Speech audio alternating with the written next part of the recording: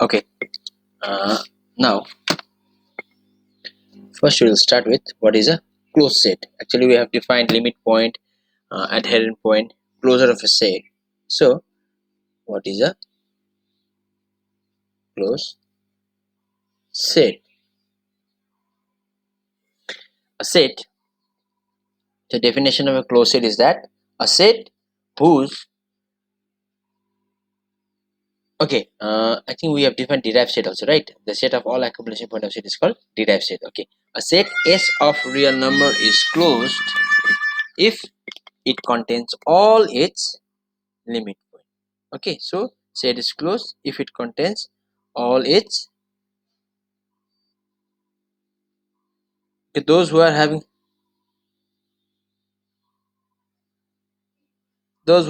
network issues, they can download the videos later on from the YouTube and just see the this one class videos. Okay, if it is if you are having problems, it's okay, no problem, we have solved it. Okay, so a set S of real numbers is closed if it contains all its point of accumulation or limit point. So S contains all its limit points. Okay, that is, every limit point of a closed set S must be a member of S. That, so remember that every limit point of a closed set, so every, so S contains all its limit point. Okay, so every limit point, so this is important. Okay, so every limit point of a closed set, okay, every limit point of a closed set must be a member of, must be a member of closed set S, must be a member of S. So the limit point must be a member of S. Okay, so in other words also you can write that S dash must be subset of S, then S is closed. Okay, a set S is closed if the derived set, what is this S dash? S dash is the derived set. So derived set must be subset of S. Okay, derived set means set of all the limit points. So that set of limit points must be subset of S, then S will become closed. Okay, this is one definition. So this definition is very important for closed set. Okay, I'll give you some of the examples also. Now there's another definition of a closed set also, and that definition and this definition, they are equivalent to each other. Okay, so you don't have to worry about what is that definition says that a set S of real number is closed if its complement S complement, you know what is complement, if its S complement with respect to the real number system R is open. So if S is closed, S is closed if its complement S complement is open. That means S is closed, then R minus S is open.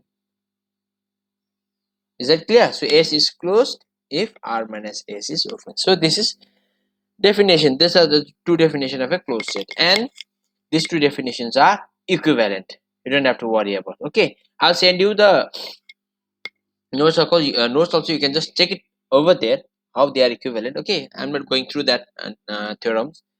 Mm, okay, now let's define some definitions also. Okay, like dense. One, S subset of R,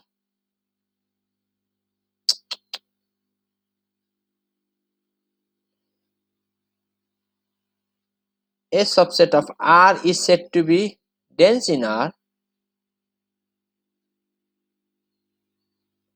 or everywhere dense.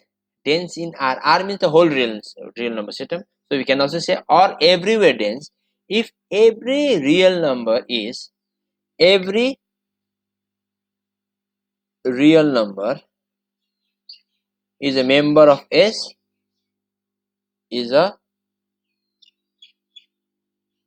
member of S, or else it is a limit point of S, or it is a limit point of S. So every real number is member of S, or it is a limit point of S. Okay, I'll give you an example in this case.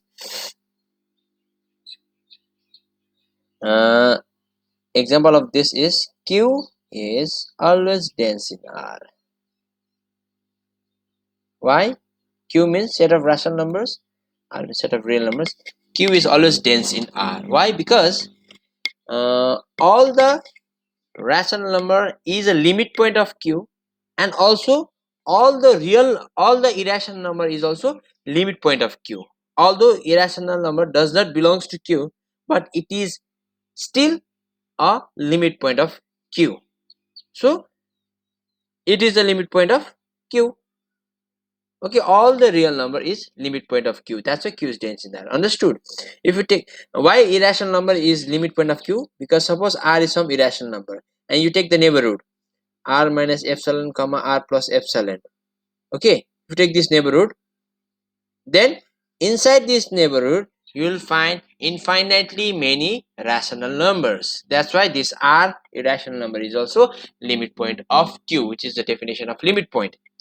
That's why rational number is a limit point, also irrational number is also limit point. So all rational and irrational means real number. That means all real number is a limit point of Q. That's why Q is dense in R.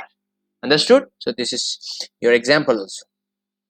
Okay, second definition, dense in itself. If every point of S is a point of accumulation of S, that is every point of S is a limit point, that means S is subset of S dash.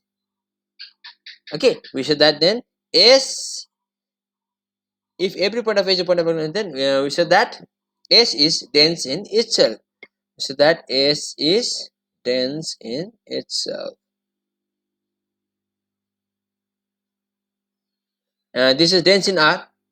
That means all the real number is limit point, and all the elements within S is limit point. S is dense in itself. Okay, so again example is Q is dense in itself. Dense in itself because all the rational numbers are limit points. Okay, that's why Q is dense in itself. Understood? Okay, now third definition is perfect set. What is a perfect set? I think you all are listening me, right? If you are not listening me, if you are facing any problem, please you can okay, is it audible, Susmita? I think you have sent me a message that you're not being able to listen to my voice.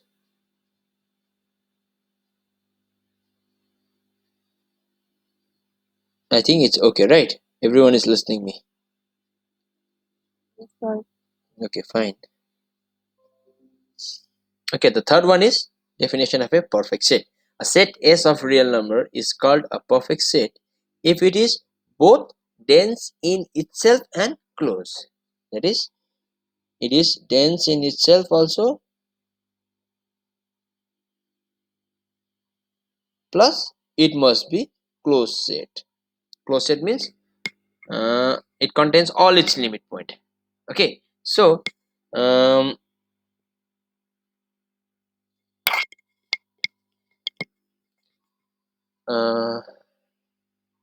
okay, the example for dense in itself or closed, that is perfect set is R.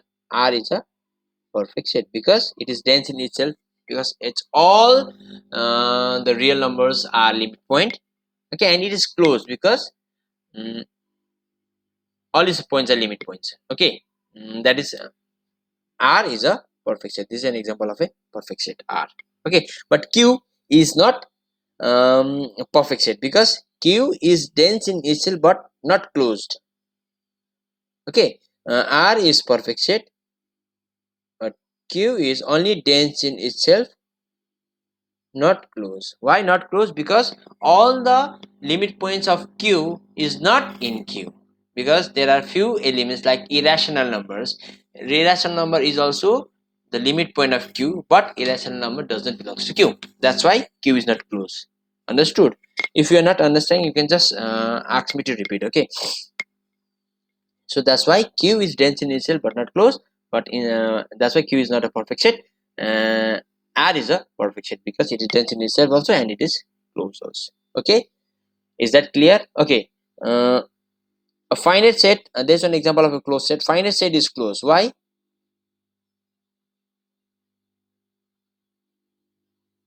Finite set is closed because what is the derived set of finite set? Suppose S is a finite set, then derived set of S is phi.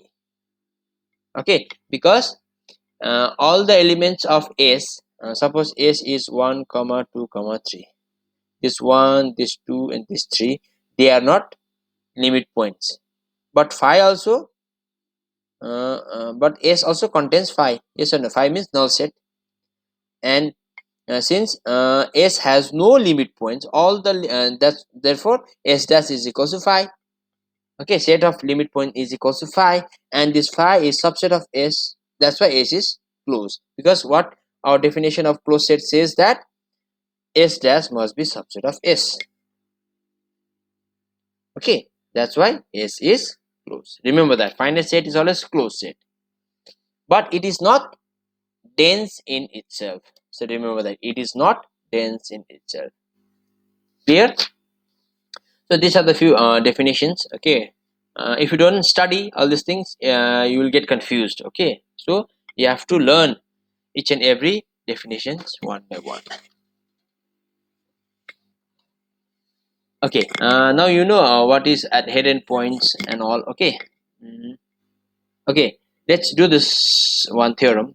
We have also done in case of open sets that union of an open set is open, intersection of an open set is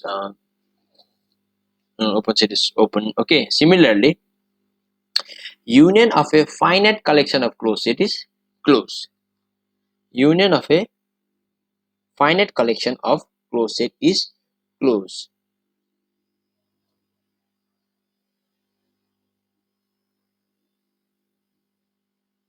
Union of finite collection. Okay, not arbitrary. We'll come to that theorem also. Finite collection of closed set is closed. Union of finite. So we'll start from two particular case. Okay, just take two union of two closed sets. Okay, let A and B be two closed sets. Okay, linear closed sets. That means A subset of R and B subset of R. Linear closed sets. Okay, now we have to prove that A union B is closed. It's easy. You don't have to. Let us suppose that A union B is equals to T. Okay, now what is T complement? It is A union B complement, and you know De Morgan's law, A complement intersection B complement. Okay, now if A is closed, okay, A and B are closed sets. You have to prove that union is closed sets. If A is closed, then A complement is open. You know from the definition, B complement is also open, and intersection of two open set is always open. This implies T complement is open, and T complement which is equal to T is closed. That's why A union B is closed. Okay, this is the simple proof. Okay, where union of two closed set is closed. Okay, now next.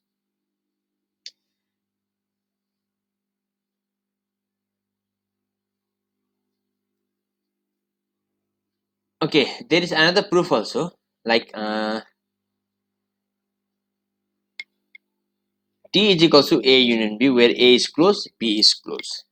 Okay, uh, since A is closed, B is also closed. Okay, two cases arise in case of T.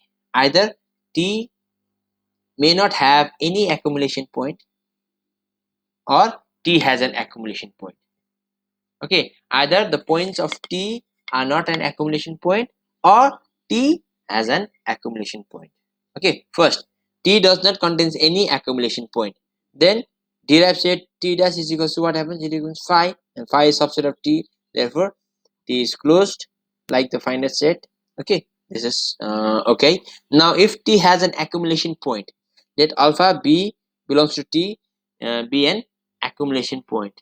Then every accumulation point means limit point. Every neighborhood of this alpha contains infinitely many members of T. Okay, neighborhood n alpha contains infinite number of members of T. So this n alpha contains infinitely number of members of T means n alpha contains infinitely many members of A or B, because T is A union B. Okay, A or B. Okay, hence let us suppose this neighborhood contains infinite members of A. Okay, uh, as A is a closed set, okay, and alpha belongs to A, because uh,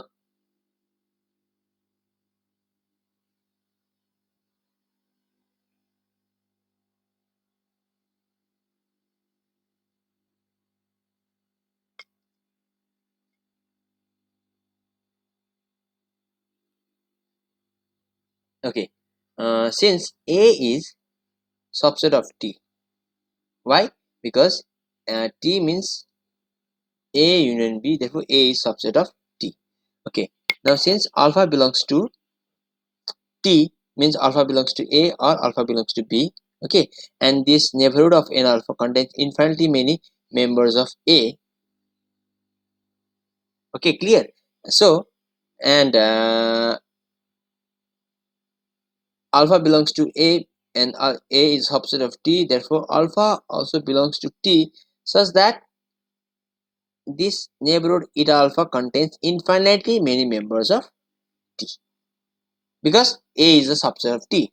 Since this neighborhood contains infinitely many members of T, then this alpha is a limit point of T, hence T is closed set. Okay, clear? So this is your second proof. Okay, now we'll use for finite collection. Okay, if A1, A2, A and B the finite collection of closed sets. Okay, so it is again proof simple that union of this I is equals to 1 to n. Okay, if you write its complement, then it is intersection I is equals to 1 to n ai complement, and since this is open, because ai is closed, intersection of finite intersection is again open. Okay, so this whole thing is closed, so its complement is again closed. Clear? So this is for finite collection of union of finite collection of closed sets. Okay, so this is the proof. Now, next we check intersection of an arbitrary collection of closed set. Okay, so in case of intersection, both finite and infinite is closed set. Okay, intersection of an arbitrary collection of closed set is a closed set. Let us suppose that T is equals to intersection of A alpha. Alpha belongs to some I. I can be finite or I can be infinite, doesn't matter. Okay, each A alpha is closed set. Okay, then each A alpha complement is open. Okay, and we know that um, union of arbitrary collection of open set is open, therefore T complement is also open.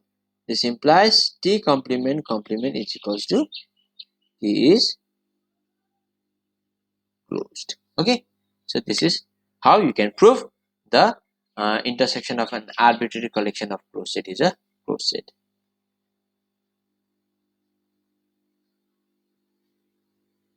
Okay, arbitrary means it can be finite or infinite. Okay, so now we'll come to the examples that union of an arbitrary family of closed set may or may not be closed. Okay, remember that union of an arbitrary family. Okay, what we did is that union of finite is closed set. Union of finite closed set is closed set. Okay, finite collection of closed set, but union of an arbitrary means infinite collection of closed set may or may not be closed. Okay, union of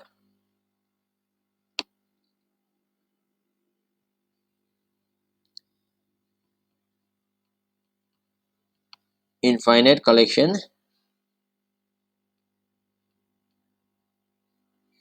may or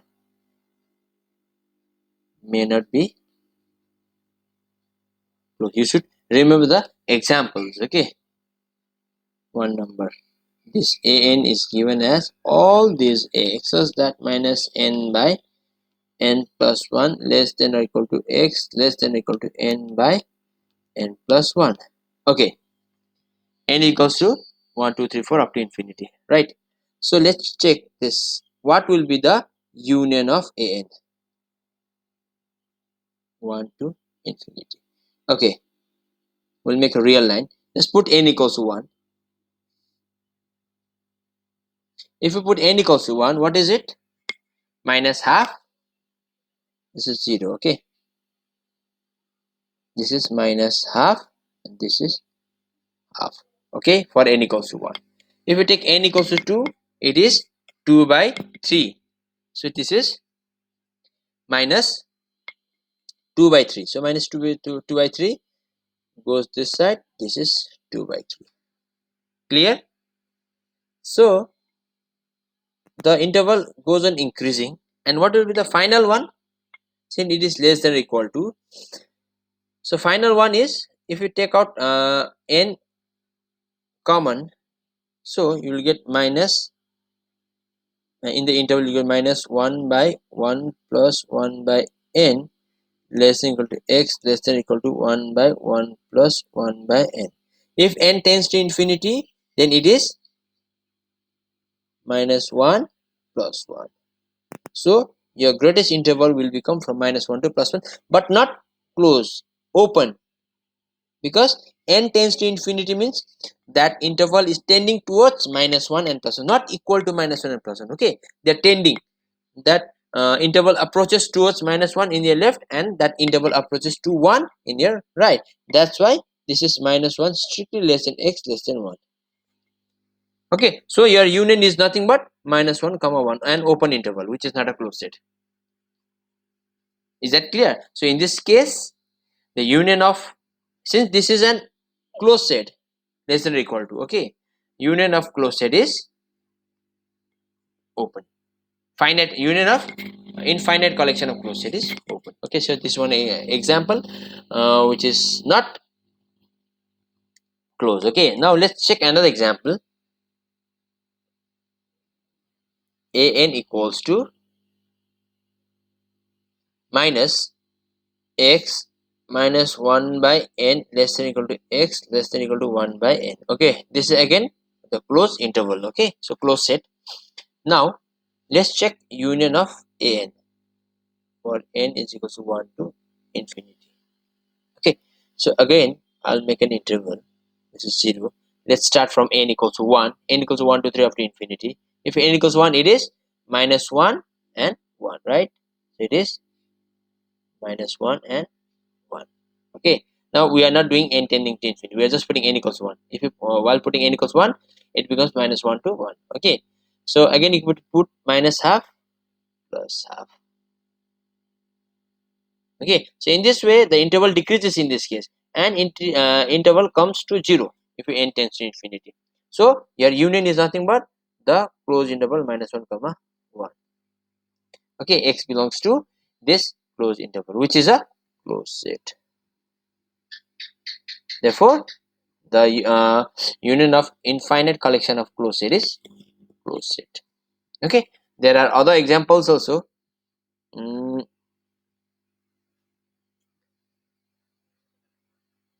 I'll give you just an example. You just check whether they are close or not.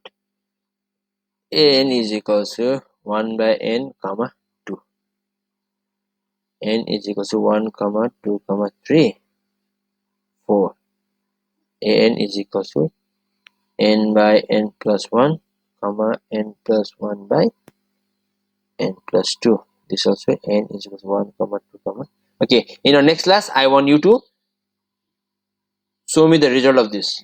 Okay, closed interval n by n plus union of this infinite collection and union of infinite collection of n. Okay, I want you to show this result, or you can send it to my WhatsApp also. Okay, so these are the some of the results.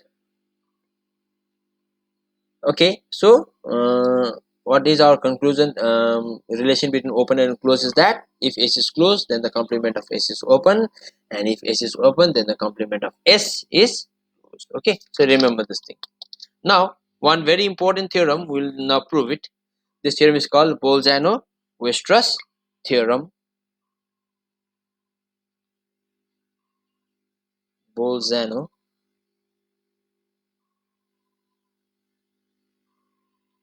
theorem for infinite point set. Infinite point set means in a real number R, real number system R. Okay, so what is the statement? Is that every bounded infinite subset of real number system R, every bounded, you know what is bounded, we have discussed. Every bounded infinite subset of a real number system R has at least one limit point in R, has at least one limit point in R. Okay, so every bounded infinite subset of real number system, take any infinite bounded subset of R, okay, then that subset has at least one limit point in R. Okay, it has one limit point in R. Let's prove this one. Okay, we'll prove this theorem with two methods. Okay, first proof, we use LAB axiom. You know what is LAB axiom? We have discussed LAB axiom. I think you know what is LAB axiom, right? Okay, let S be an infinite bounded subset of real number system. Since S is bounded, then it has meaning infimum and supremum. This infimum means greatest lower bound. This supremum means least upper bound. I think you know these things. We have discussed what is greatest lower bound and least upper bound. Okay, only a bounded set has this infimum and supremum. Now we construct another set H such that X is belongs to H. Okay, if and only if it exceeds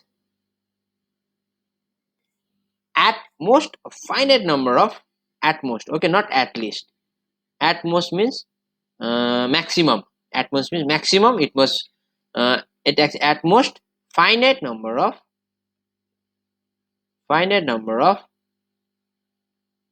member of S. It must exceed finite member of S, not infinite member of S. Okay, suppose this is S. Okay, and suppose, say, what is S? S is an infinite, suppose there is some number over here, some X is over here, then this X does not belongs to S because it exceeds all the members of S, that is infinite member of S. So this X belongs to H only those elements which exceeds finite member of S. 0 is okay. If it exceeds 0 member of S, it's okay because 0 is also finite, because at most finite, not at least finite. Okay, at least finite means it can be more than finite, and at most finite means maximum it must exceed finite, not more than that. Okay, now H is non-empty. Why?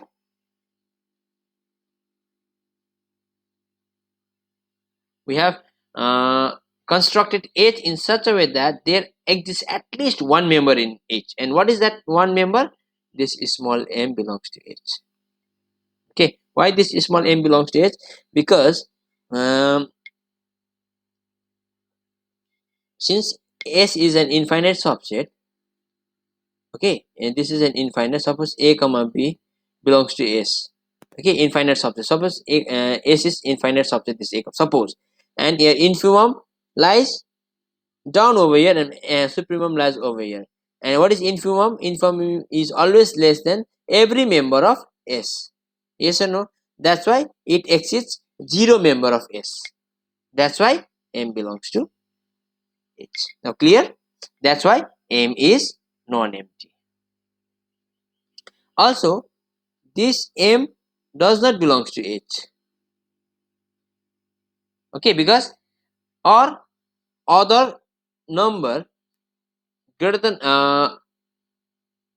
equal to M does not belongs to H, because they all exceed infinite member of S, because S is infinite. Clear? That's what this M is, and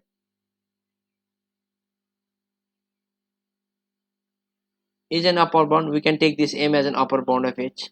H can be an upper bound. This capital M can be an upper bound. Clear? So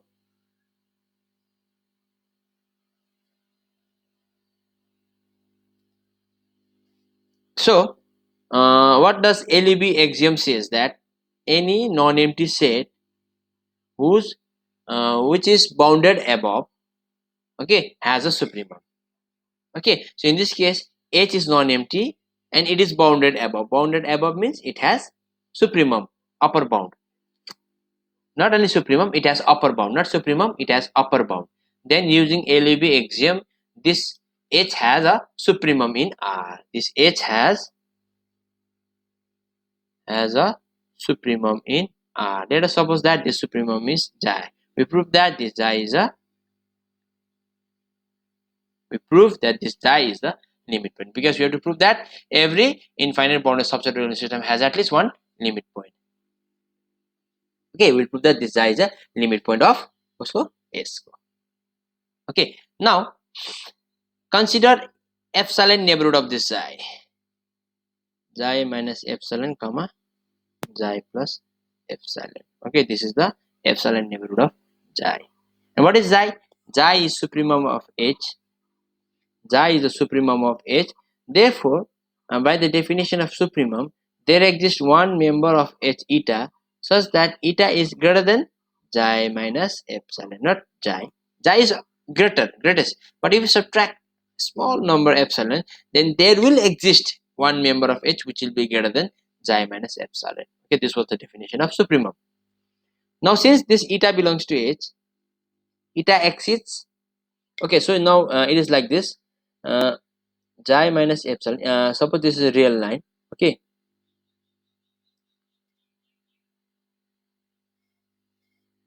this is xi minus epsilon. So you will get eta somewhere over here, because eta is greater than xi plus epsilon, and this is xi plus epsilon. Okay, in between there is xi. Okay, now since eta belongs to H and eta, how the elements of H was constructed, that this eta exceeds at the most a finite member of S. Okay, so this eta exceeds some finite member of S. Okay, so since xi minus epsilon is over here, okay, eta is over here. Okay, this eta is greater than finite member of S. Okay, so xi minus epsilon can also exceed at most a finite member of S. Yes or no? Because xi is smaller than eta.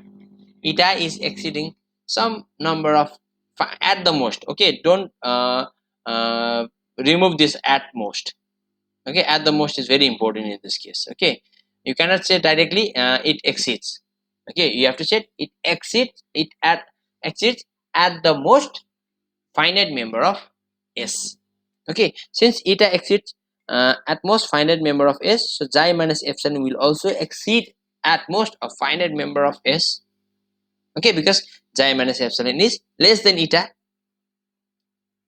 Okay, at most. Okay, again xi is the supremum of H. So this xi plus epsilon does not belongs to H. Okay, because xi is the supremum, this xi belongs to H. It is doesn't belong to H. We don't know whether it belongs to H or not, but this xi is the supremum in H. So above supremum, no elements belongs to H. Okay, so xi plus epsilon, this does not belongs to H. Okay, and so since xi plus epsilon does not belongs to H, okay, so this xi plus epsilon must exceed an infinite number of members of S, because if it exceeds only a finite member of S, then it belongs to H. That's why it doesn't belongs to H, which implies it must exceed an infinite number of member of S. So that means this xi minus epsilon comma xi plus m, in between this there are infinitely many member of S. Okay, because this exceed some finite member of S and this exceed infinite number of S. So in between you can find that there are infinitely many member of S. So which means that this xi is a limit point of S, which is the definition of a limit point. Okay, that neighborhood contains infinitely many member of the set. Okay, hence this xi is the limit point of S. Clear? So this is the proof. Okay, now next we'll prove this theorem using nested interval theorem.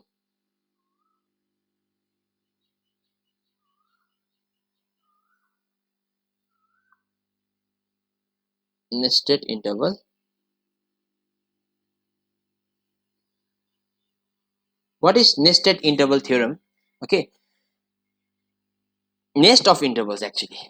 Nest of closed intervals. Okay, so how we write nest of closed intervals is that I1 contains I2, contains I3, contains I4, contains IN, contains dot dot dot dot.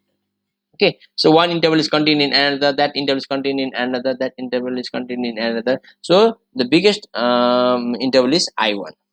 Okay, this is one condition. And another condition, the length of the interval. Suppose the length of the interval is dn, then this dn always tends to 0 as n tends to infinity. Okay, if this dn tends to 0 as n tends to infinity, okay, then there exists exactly one point in common to all these intervals. Okay, then there exists exactly one point which is common to all the intervals. This is called nested interval theorem. Okay, now we'll use this nested interval theorem to prove the Bolzano-Weierstrass theorem for infinite point set. Okay, it is easy again. Okay, let S be an infinite bounded subset of real numbers. Okay, then there exists two finite real numbers a and b such that S is subset of a comma b. It can happen. Okay, S is a subset of a comma b. Okay, now we divide this interval in between. Okay, and we make two intervals a comma c and c comma b. This c is nothing but a plus b divided by 2. Okay, so we're getting like this. This is a comma b, this is c, so this is c comma b and c comma a c b. Again we're dividing any one of these. Suppose this is d1 dt. Again in between. Okay, again we are getting intervals like this. Okay, in this way we're going on dividing, so we are getting nest of intervals. Okay, this a comma b is the greatest one, which is I1. Okay, I2 is either a comma c or c comma b. I3 is a comma d1 or d1 comma c or c comma d2 or d2 comma b. So in this way we are getting nest of intervals. Okay, now we have got these two intervals a comma c and c comma b. So either of these two contains infinitely many points of S, because S is infinite and S is subset of a comma b. So either of these two contains infinitely many points of S. Okay, let us suppose that there is in between we select one, and let us we rename it by a1 b1, which is equals to I1. This contains infinitely many points of S. Okay, so your a comma b, okay, contains I1. Similarly you can construct another one taking the length of this interval. So this is I1, we take the length b1 minus a1 is equals to half into b minus a. Okay, this is nothing but b1 minus a1 is nothing but half of b minus a, length of a comma b. Okay, so in this way we just go on dividing. Okay, finally what we get is that we'll get I1 containing I2 contains In contains In plus 1 dividing in between. Okay, similarly you can get, okay, and this Bn minus An is nothing but 1 by 2 to the power n B minus A. This is the uh, difference between that interval, In interval, Bn minus An. Is that clear? Okay, now we got next of intervals, and also this is the length of the interval which tends to 0 as n tends to infinity. Yes or no? Because 1 by 2 to the power also tends to 0 as n tends to infinity. So our two conditions for nested interval theorem is satisfied. So according to that theorem, we will have one point in common to all that intervals. Okay, so that single point is xi. Let us suppose that this is xi, and we will prove that this xi is a limit point. Clear? Thus, iron form a nest of intervals, and hence by the theorem of nested intervals, their intersection is a single point xi. Okay, exactly one point. That's a single point. Okay, we will now prove that this xi is a limit point of S. Let epsilon be any given positive number, and since we know that this 1 by 2 to the power n b minus c tends to 0 as n tends to infinity, so we can write that from the definition of convergency, it is converging to 0. Okay, this into b minus a is always less than n for sufficiently large n greater than n. For sufficiently large n, this is less than epsilon. Okay, so this is less than epsilon means this is nothing but bn minus an. So we got this bn minus an less than epsilon. So for such values of n, okay, uh, now what is xi? Xi is common point. So since this is less than epsilon, so if you take the neighborhood xi minus epsilon and xi plus epsilon, okay, this is epsilon, this is xi minus epsilon, and this is xi plus epsilon. Since this bn minus an is less than epsilon, okay, what is this bn minus an? This is nothing but the interval length. Okay, then this interval n comma bn is in between this. Okay, this n minus bn is in between this xi minus epsilon, xi plus epsilon. Okay, so that means the epsilon neighborhood of xi, this xi contains what is a comma b again? A n comma bn. A n comma bn is that interval which contains infinitely many points of S. So this xi neighborhood, epsilon neighborhood of xi contains infinitely many points of S. So that means this xi is a limit point. Is that clear? So this is your Bolzano-Weierstrass theorem.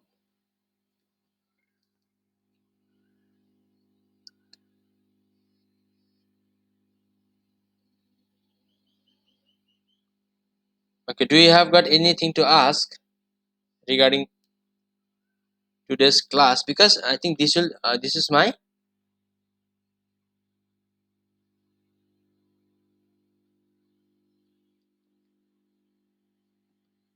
this will be the last theorem of this chapter. Okay, okay. There is one definition last. What is that? Is okay. Another one observation of this theorem is that the boundedness of an infinite set is only a sufficient but not a necessary condition to possess a limit point. Okay, because in this theorem it is said that infinite bounded subset of real. So this boundedness property is only a sufficient condition but not a necessary condition, because if you see the example, the set q of rational numbers has many limit points, okay, but q is not bounded. Is that clear? Q of rational numbers has many limit points, okay, but q is not bounded. Okay, so this boundedness property is just only a sufficient condition.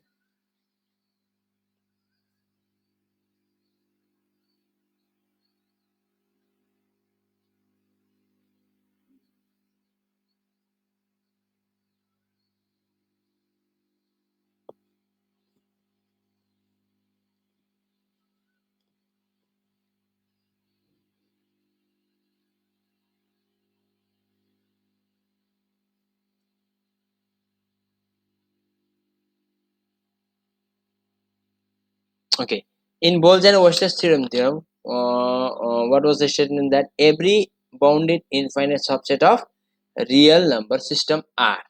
Okay, if instead of R, if we write Q, that every bounded infinite subset of the rational number system Q, if you write Q in place of R, then will the theorem holds? Okay, this is the question. Okay, so I'll write the statement. You just check whether it is true or not. Okay, I'm giving you this home task also.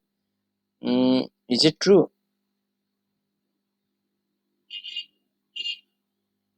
that for every bounded infinite subset of Q, not R, okay, has at least one limit point? Is it true that for every bounded infinite subset of Q has at least one limit point? Just prove, just check, okay, whether you can find some examples, whether this statement is true or not. Okay, so this is your another home task. Okay, now the greatest and least limit points of an infinite bounded set. Okay, we have got limit points of an infinite bounded set, right?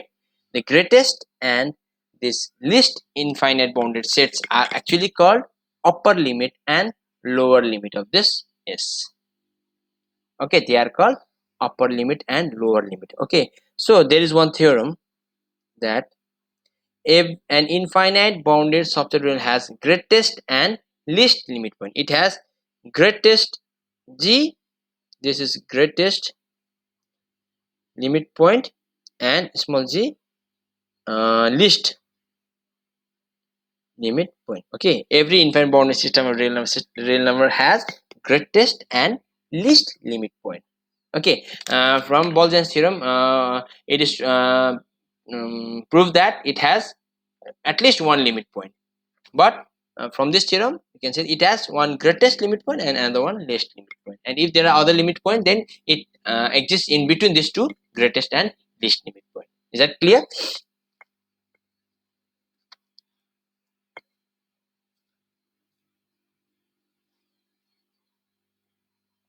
Then this greatest and least limit points are nothing but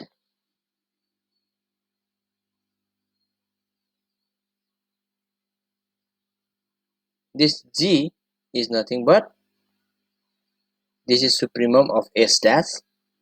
This G small g is nothing but infimum of S dash. Okay, S dash means derived set of S. Okay, supremum, you know what is supremum. Okay, now this greatest and least points are actually called upper limit and lower limit, and it is denoted by mu and lambda. There are few definitions or properties of this. Okay, for mu, S has for any epsilon greater than 0. Okay, S has infinitely many elements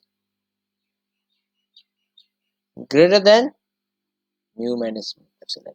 Okay, from this upper limit mu, if you subtract minus epsilon, then you will have infinitely many elements in uh, S has in S. Okay, it has infinite in S, which is greater than mu minus epsilon. Okay, but has only finite number of elements, only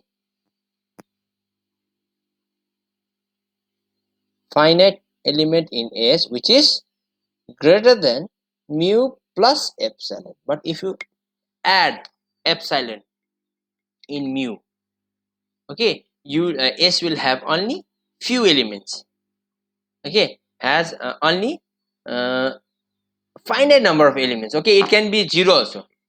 Okay, that means at most finite number of elements. Yes, it can be 0 also. Okay, which is greater than mu plus epsilon. So this is property for mu, and for property for lambda is that S has infinitely many elements,